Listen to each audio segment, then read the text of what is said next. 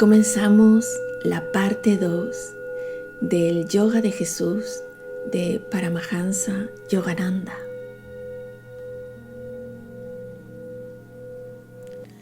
La enseñanza principal de Jesús: cómo convertirse en un Cristo.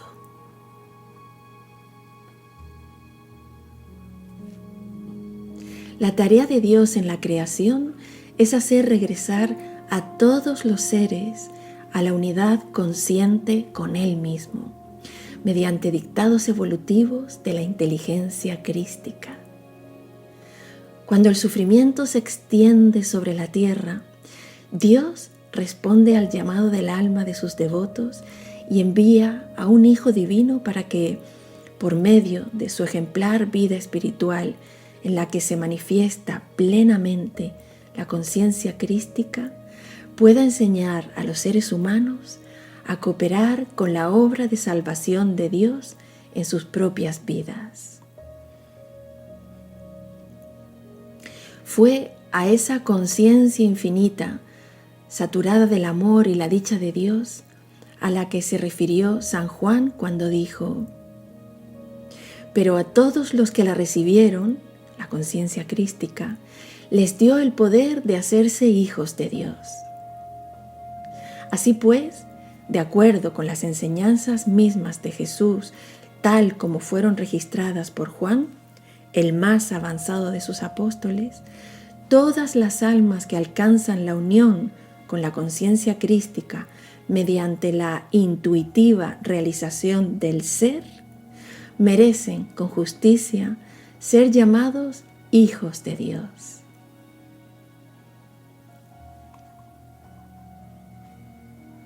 Recibir a Cristo no es un logro que se pueda conseguir por el simple hecho de pertenecer a una congregación religiosa o por medio del ritual externo de aceptar a Jesús como nuestro Salvador, pero sin llegar jamás a conocerle en verdad mediante el contacto con Él en la meditación.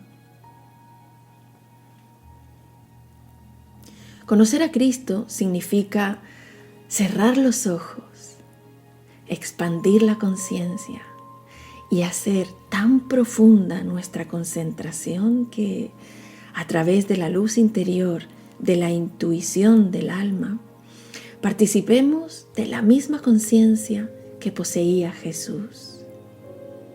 San Juan y otros discípulos avanzados que realmente le recibieron, percibían a Jesús como la conciencia crística que está presente en cada partícula del espacio.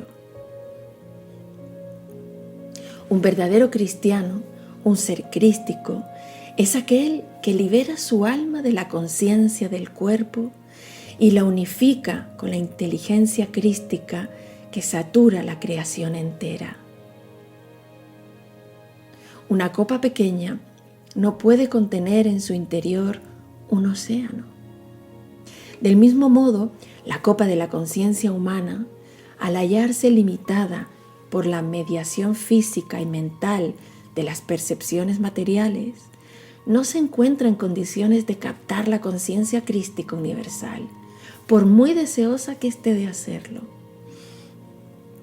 Mediante el uso de la precisa ciencia de la meditación, conocida durante milenios por los sabios y yogis de la India y también por Jesús, todo buscador de Dios puede expandir la capacidad de su conciencia hasta hacerla omnisciente y recibir dentro de sí la inteligencia universal de Dios. El divino poder de la realización crística es una experiencia interior que pueden recibir quienes sienten devoción pura por Dios y por su inmaculado reflejo como Cristo. El poder de las iglesias y templos se desvanecerá.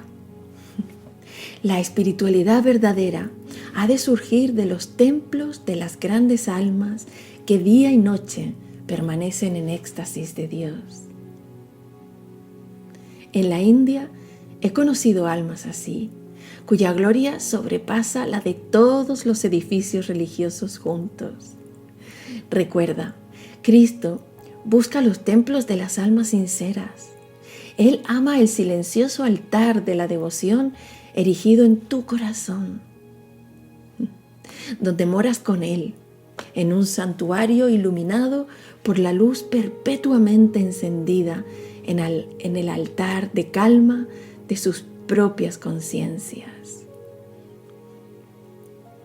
Al titular esta obra La segunda venida de Cristo, no me refiero en forma literal al retorno de Jesús a la tierra. Jesús vino hace 2000 años y después de revelarnos un sendero universal hacia el reino de Dios, fue crucificado y resucitó. Su reaparición ante las masas en la actualidad no es necesaria para que se dé cumplimiento a sus enseñanzas. Lo que verdaderamente se requiere es que la sabiduría cósmica y la percepción divina presentes en Jesús hablen de nuevo a cada persona a través de su propio entendimiento y experiencia de la infinita conciencia crística encarnada en Jesús. Esa será realmente su segunda venida. Los auténticos seguidores de Cristo son aquellos que, a través de la meditación y del éxtasis, aceptan en su propia conciencia la cósmica y omnipresente sabiduría de Jesucristo y su bienaventuranza. Los devotos que deseen ser verdaderos cristianos, seres crísticos, antes que meros miembros de la feligresía cristiana, deben obtener y sentir en todo momento y de manera real la presencia del Cristo omnipresente. Deben comulgar con Él en éxtasis y ser guiados por su infinita sabiduría.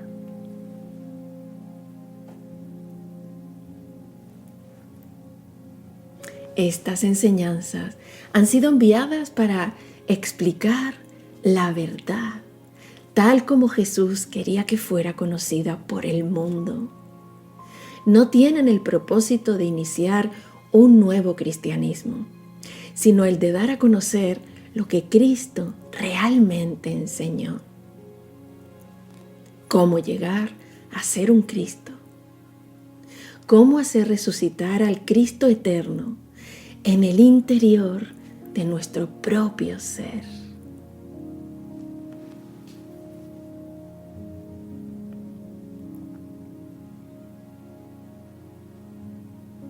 Capítulo 2. Jesús y el yoga. La continuación de la palabra de Dios a través de sus avatares quedó bellamente simbolizada por el intercambio espiritual que se produjo entre Jesús y los magos sabios de Oriente, procedentes de la India, que acudieron a honrarle en ocasión de su nacimiento.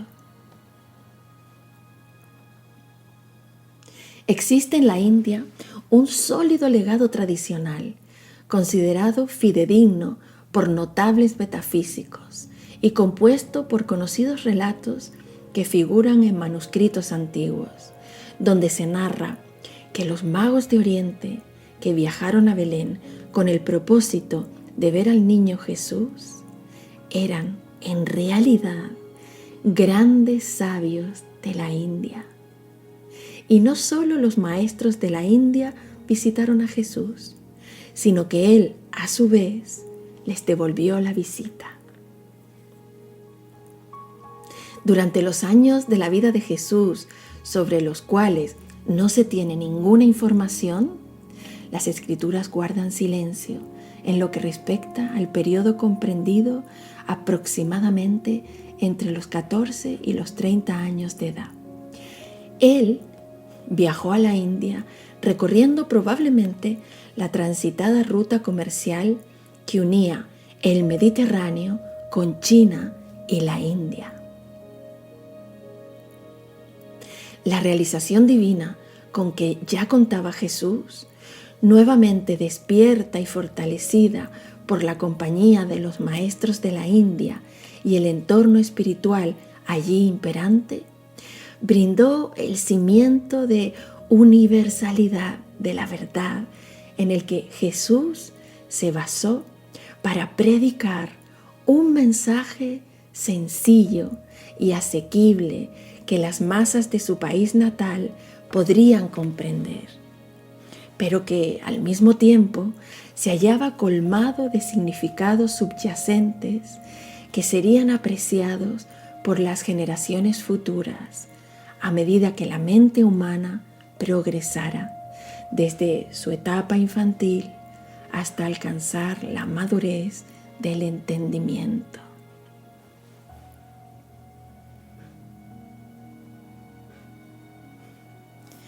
Los años perdidos de Jesús. En el Nuevo Testamento, la cortina del silencio desciende sobre la vida de Jesús después de los 12 años y no vuelve a alzarse hasta 18 años más tarde, cuando recibe el bautismo de Juan y comienza a predicar ante las multitudes. Únicamente se nos dice: Jesús crecía en sabiduría, en estatura y en gracia ante Dios y ante los hombres. Lucas 2.52.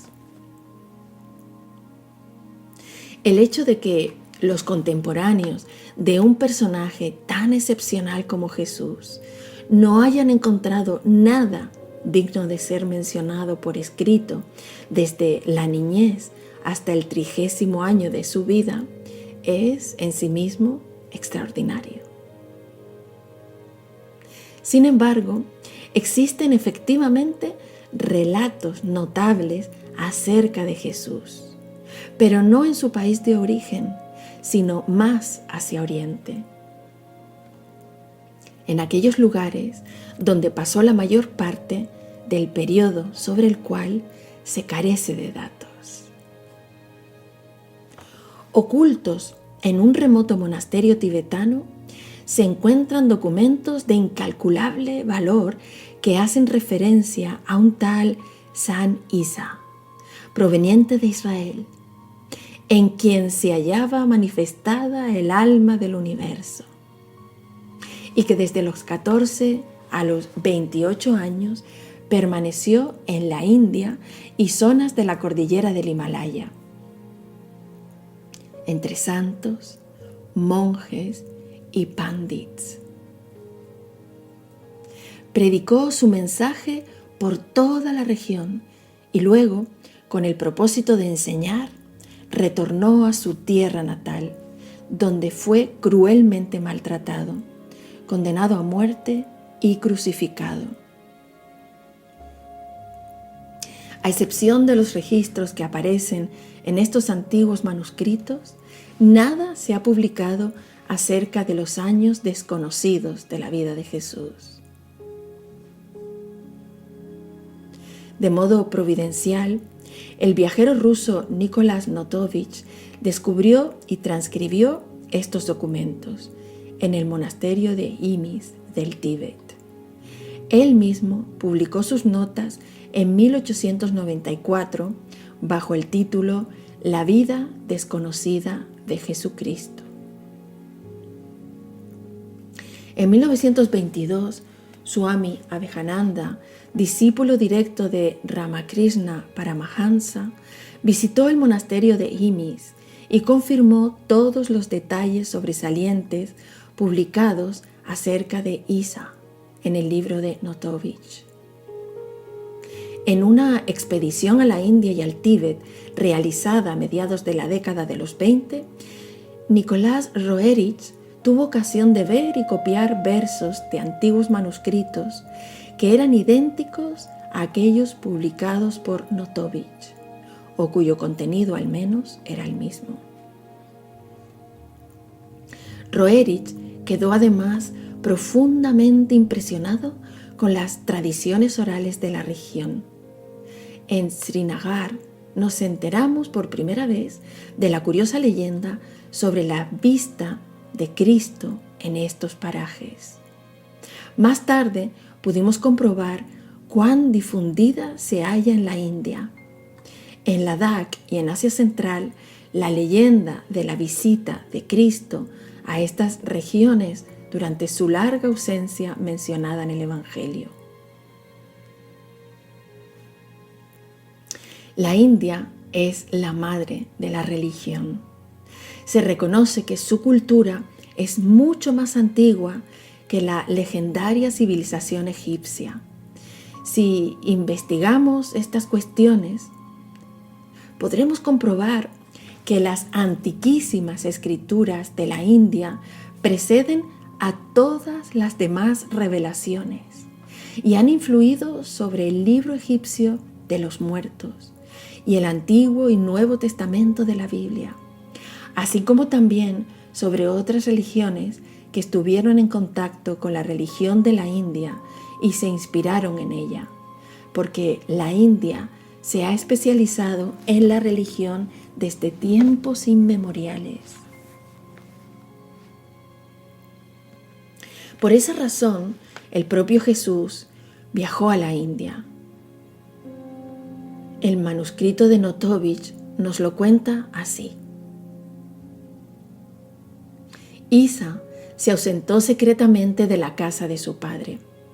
Abandonó Jerusalén y viajó hacia Sind en una caravana de mercaderes, con el objetivo de perfeccionarse en el conocimiento de la palabra de Dios y en el estudio de las leyes de los grandes Budas.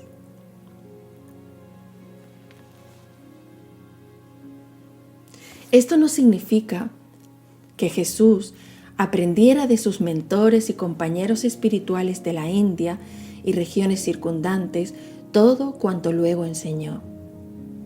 Los avatares vienen provistos de su propio caudal de sabiduría.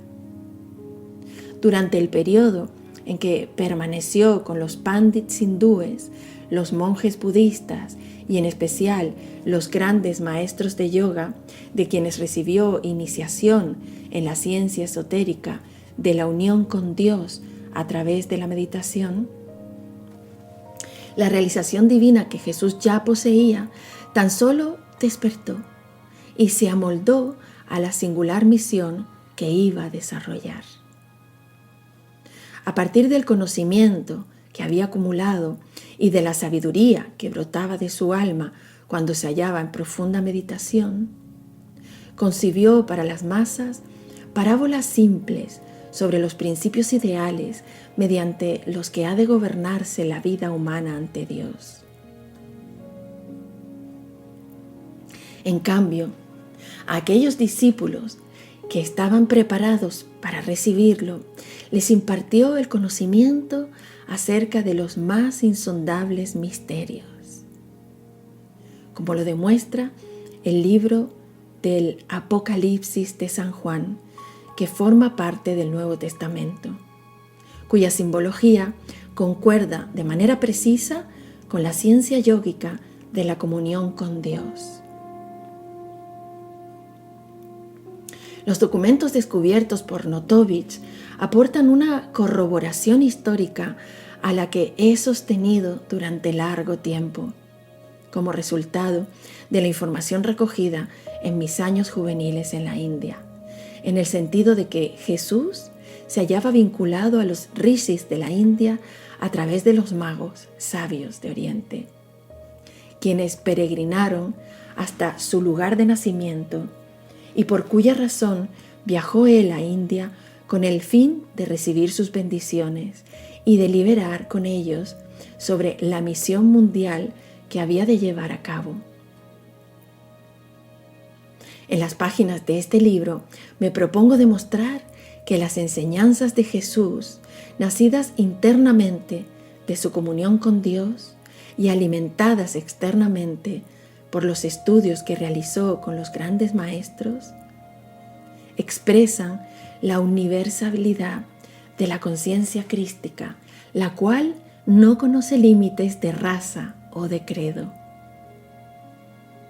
Al igual que el sol, que se eleva por el este y se desplaza hacia el oeste, difundiendo sus rayos, así también Cristo surgió en Oriente y viajó hacia Occidente para quedar allí entronizado en el altar de una vasta cristiandad, cuyos miembros le consideran su gurí y salvador.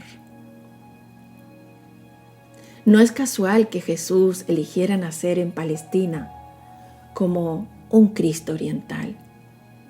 Este escenario era el centro de confluencia que vinculaba Oriente con Europa. Jesús viajó a la India para honrar los lazos que le unían con los rishis.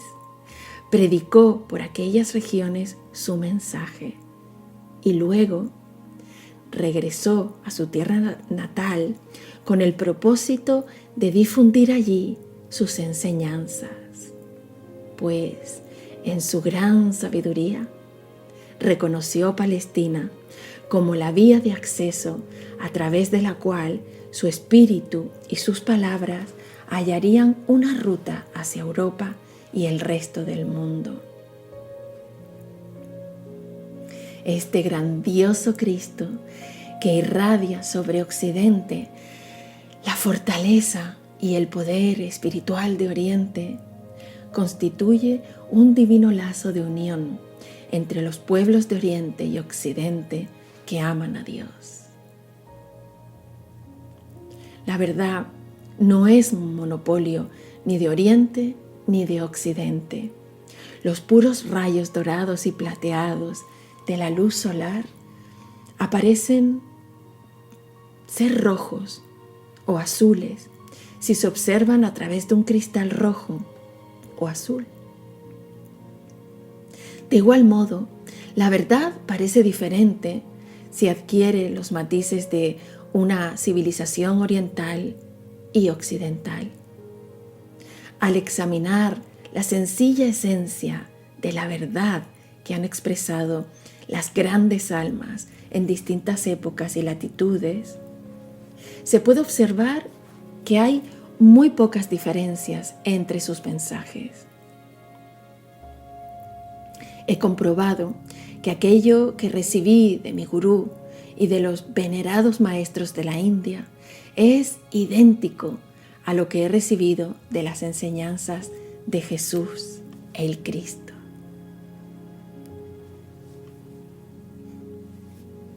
En la próxima parte veremos las enseñanzas perdidas de los evangelios. Hasta pronto.